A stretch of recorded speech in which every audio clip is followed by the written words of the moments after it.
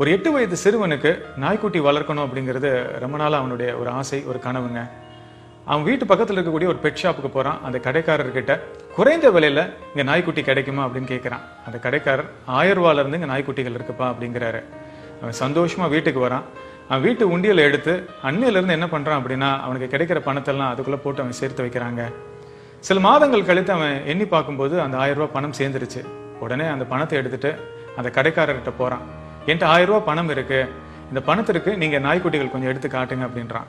அந்த கடைக்காரரும் அந்த ரூபாய்க்கு என்னென்ன நாய்க்குட்டிகள் இருக்குன்னு எடுத்து காட்டுறாரு. அந்த நேரத்துல அந்த ரூம் ஓரத்துல ஒரு நாய்க்குட்டி மட்டும் தனிமையில இருந்ததுங்க. கடைக்காரர் பார்த்து கேட்கிறான், இந்த நாய்க்குட்டி என்ன விலை, இது நீங்க கொடுப்பீங்களான்னு சொல்லி கேட்கிறான். அந்த கடைக்காரர் சிறுவன் கிட்ட சொல்றாரு, உன்னால இந்த நாய்க்குட்டியை வளர்க்க முடியாது, ஏன்னா இந்த நாய்க்குட்டிக்கு பிறவில இருந்தே ஒரு கால் கிடையாது, நானே இந்த நாய்க்குட்டி என்ன பண்ண போறேன்னு தெரியல அப்படின்னு சொல்லி கடைக்காரர் சிறுவன் கிட்ட சொல்றாரு. உடனே சிறுவன் கடைக்காரர்கிட்ட கேட்கிறான், உங்க கடையில விலை உயர்ந்த நாய்க்குட்டி என்ன விலை அப்படின்னு. கடைக்காரர் 4000 ரூபாய் அப்படிங்கிறாரு. அண்ணே கொஞ்சம் வெயிட் பண்ணுங்க, நான் வீட்டு வரைக்கும் போயிட்டு வரேன் அப்படின்னு சொல்லிட்டு அந்த சிறுவன் அவன் வீட்டுக்கு போறான். அந்த சிறுவன் அவங்க அப்பா கிட்ட போய், அப்பா எனக்கு பிடிச்சமான நாய்க்குட்டி வாங்குறதுக்கு எனக்கு மேலும் ஒரு 3000 ரூபாய் பணம் தேவைப்படுது, வரக்கூடிய தீபாவளி பொங்கல் இதுக்கெல்லாம் எனக்கு புது ட்ரெஸ் வேணாம், எனக்கு விளையாட்டு பொருட்கள் எதுவும் வாங்கி தராதீங்க, எனக்கு பிடிச்சமான நாய்க்குட்டியை நான் வாங்கணும்ப்பா அப்படின்னு சொல்லி ரொம்ப ஆத்மார்த்தமா கேட்கிறான். அவருடைய மகன் இது வரைக்கும் அவர்கிட்ட இப்படி எதுவும் ஆசையை கேட்டதில்லை. உடனே அவர் என்ன பண்றாருன்னா 3000 ரூபாய் பணத்தை அவன்கிட்ட கொடுக்குறாரு. அந்த சிறுவன் அந்த பணத்தை வாங்கிட்டு அந்த கடைக்காரர்கிட்ட போய் 4000 ரூபாய் கொடுக்குறான். கடைக்காரர் என்ன பண்றாருன்னா அங்க இருக்கக்கூடிய காஸ்ட்லியான நாய்க்குட்டிகள்லாம் எடுத்து காட்டுறாரு, அதாவது விலை உயர்ந்த நாய்க்குட்டிகளை காட்டுறாரு. அந்த சிறுவன் என்ன சொல்றானா, எனக்கு இந்த நாய்க்குட்டிகள்லாம் வேணாம், அந்த ஒரு கால் இல்லாம ஓரத்துல ஒரு நாய்க்குட்டி இருக்குல்ல, அந்த நாய்க்குட்டி எனக்கு கொடுங்க, அதுதான் வேணும், அதற்கு தான் இந்த 4000 ரூபாய் நான் கொடுக்குறேன் அப்படிங்கிறான். அதற்கு அந்த கடைக்காரர் சொல்றாரு, இப்போ நான் இது சும்மா கூட கொடுப்பேன், இதுக்கு எதுக்கு 4000 ரூபாய் நீ கொடுக்குற அப்படின்னு சொல்லி அவர் ஆச்சரியத்தோட அந்த சிறுவன்கிட்ட சொல்றாரு. அந்த சிறுவன் கடைக்காரரை வற்புறுத்தி 4000 ரூபாய் கொடுத்துட்டு அந்த ஒரு கால் இல்லாத நாய்க்குட்டியை அவன் எடுத்துட்டு கிளம்புறாங்க. அப்ப கடைக்காரர் சிறுவன் கிட்ட கேட்கிறாரு, தம்பி எனக்கு ஒரு சந்தேகம், என்ன காரணத்துக்காக இந்த நாய்க்குட்டிக்கு இவ்வளவு பணம் கொடுத்துட்டு நீ இதை எடுத்துட்டு போற, அதை மட்டும் எனக்கு சொல்லு அப்படிங்கிறாரு. உடனே அந்த சிறுவன் கண் கலங்கிட்டு அவனுடைய வலது காலை தூக்கி காட்டுறாங்க. அந்த சிறுவனுக்கு ஒரு கால் கிடையாதுங்க, செயற்கை கால் பொருத்தப்பட்டிருக்கு. இதை பார்த்தவுடன் அந்த கடைக்காரர் கண்களில் கண்ணீர் வந்துருச்சுங்க. சிறுவன் கடைக்காரர்கிட்ட சொல்றான், என்ன விட இந்த நாய்க்குட்டியை சிறப்பா யாருனாலையும் வளர்க்க முடியாது, ஏன்னா அந்த நாயுடைய கஷ்டத்தையும் வேதனையும் என்னால் மட்டும்தான் முழுமையாக உணர முடியும், ஏன்னா என்னுடைய வாழ்க்கையிலையும் அதே கஷ்டத்தை நான் அனுபவிச்சிருக்கேன் அப்படின்னு சொல்லியிருக்காங்க. நம்முடைய வாழ்க்கையிலையும் அன்பையும் கருணையும் மையப்படுத்தி தாங்க நம்ம வாழணும். ஆனா நம்ம ஏதோ 1000 வருஷத்துக்கு மேல வாழ போறோம் நம்ம நினைச்சிட்டு இருக்கோங்க. நம்ம எல்லாருமே நம்ம வாழ்க்கையில மரணத்தை நோக்கி தாங்க பயணம் பண்ணிட்டு இருக்கோம். ஒரு பெரிய கியூல நம்ம எல்லாருமே நின்றுட்டு இருக்கோம், நீண்ட வரிசையில நிக்கிறோம். நமக்கு முன்னாடி எத்தனை பேர் நிக்கிறாங்க நமக்கு தெரியாதுங்க. நமக்கான நேரம் எப்போ வரும் நமக்கு தெரியாது, எப்பனாலும் இந்த பூமியை விட்டு நமக்கு போகலாம். அதே மாதிரி வரிசையில பின்னாடி போய் நம்மளால நிக்க முடியாதுங்க. நம்ம வாழ்க்கைய கருணையுள்ளத்தோட நம்ம வாழணுங்க.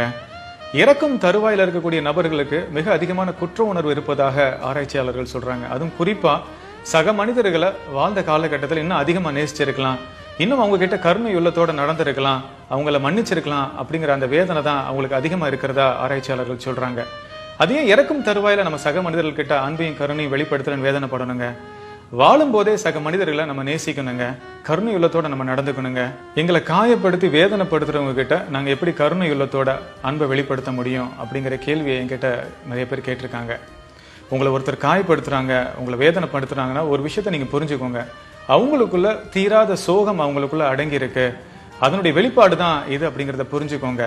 அந்த மாதிரி நேரத்துல நீங்க உங்களுக்குள்ள அமைதி காக்கணுங்க. அப்படி இல்லாம நீங்க ரியாக்ட் பண்ணீங்கன்னா, நீங்களும் கோபப்பட்டீங்க அப்படின்னா அந்த சூழ்நிலை ரொம்ப மோசமாயிடுங்க. இப்ப உங்களை யாராவது காயப்படுத்துறாங்க அப்படின்னா அவங்கள அனுதாபத்தோட பார்க்க ஆரம்பிங்க. ஏதோ ஒரு விதமான ஒரு வலியும் வேதனையும் அவங்களுக்குள்ள இருக்கு, அதனுடைய வெளிப்பாடு தான் இது அப்படிங்கிறத புரிஞ்சுக்கிட்டு அந்த இடத்துல நீங்க ரியாக்ட் பண்ணாம அமைதி காத்து அந்த இடத்த விட்டு நீங்க போயிடுங்க. இப்படி நீங்க செய்யும் போது கொஞ்ச நேரத்துல என்ன ஆகும் அப்படின்னா அவங்களுக்குள்ள ஏதோ ஒரு விதமான ஒரு மாற்றம் வருங்க. ஏன்னா நீங்க வெளிப்படுத்தின அந்த பாசிட்டிவான அதிர்வலைகள் அவங்களுக்குள்ள தாக்கத்தை ஏற்படுத்தி அவங்களே உங்ககிட்ட வந்து மன்னிப்பு கேட்பாங்க. இப்படி செய்யாம உங்களை காயப்படுத்தினவங்க கிட்ட திருப்பி நீங்களும் பதிலுக்கு அவங்களை காயப்படுத்தின மாதிரி பேசுனீங்க அப்படின்னா அவங்க கிட்ட உங்களால எந்த மாற்றத்தையும் ஏற்படுத்த முடியாதுங்க. அதனாலதான் உறவுகள் சம்பந்தப்பட்ட பிரச்சனைகள் இப்ப அதிகமா வருது. இதற்கு ஒரு உதாரணம் சொல்லணும் அப்படின்னா, ஒரு தீப்பந்தத்தை தண்ணீருக்குள்ள விட்டீங்கன்னா என்ன ஆகும், அந்த தீப்பந்தம் அணைஞ்சிரும். அதே மாதிரி உங்க முன்னாடி யாராவது உங்களை காயப்படுத்த வந்தாங்கன்னா அந்த இடத்துல கருணை உள்ளத்தோட அமைதி காத்தீங்க அப்படின்னா அவங்களுக்குள்ள மாற்றம் நடக்க ஆரம்பிக்குங்க. அவங்களுடைய குணாதிசயத்தை அவங்களால நிச்சயமா மாற்றி அமைக்க முடியும். மற்றவர்கள் நம்மளை காயப்படுத்துற மாதிரி பேசும்போது நம்ம கிட்ட ஏதாவது தவறு இருக்கா அப்படிங்கறத நம்ம சிந்திச்சு பார்க்கணுங்க. ஆனா அந்த நேரத்துல அதை நம்ம பண்றதே கிடையாதுங்க. ஆனா யாராவது நம்மளை புகழ்ந்து பேசும்போது அதை முழுமையா நம்ம ஏற்றுக்கொள்வோம். அப்படி இல்லாம என்ன நோக்கத்துக்காக மற்றவர்கள் நம்ம கிட்ட இப்படி பேசுறாங்க அப்படிங்கிற புரிதலோட வாழும் போதுதான் வாழ்க்கையில நம்மளால முன்னேற முடியுங்க.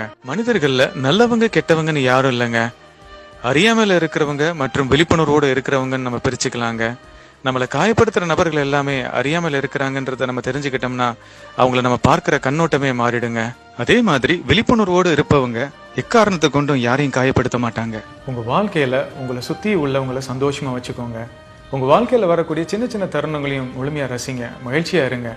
உங்க கண்ணுக்கு முன்னாடி யாராவது கஷ்டப்படுறாங்கன்னா உங்களால ஆன உதவி அவங்களுக்கு பண்ணுங்க. நீங்க இது வரைக்கும் யார்கிட்டயாவது மன்னிப்பு கேட்கணும்னு நினைச்சு மன்னிப்பு கேட்காம இருந்தீங்கன்னா மன்னிப்பு கேளுங்க. நீங்க யாரையாவது மன்னிக்காம இருந்தீங்கன்னா தயவு செய்து மன்னிச்சிடுங்க. மன்னிப்பு கேட்பதற்கும் கொடுப்பதற்கும் தாங்க மிக அதிகமான தைரியம் வேணும். இப்படி உங்க வாழ்க்கையை நீங்க வாழும்போது உங்க வாழ்க்கை பரிபூர்ணமா இருக்குங்க. மரணமே உங்க முன்னாடி வந்து நின்றா கூட அதை துணிச்சலா நீங்க எதிர்கொள்வீங்க. இந்த வீடியோவை லைக் பண்ணி ஷேர் பண்ணுங்க. என்னுடைய YouTube channel doctor Vignesh Shankar நீங்க சப்ஸ்கிரைப் பண்ணுங்க. நன்றி.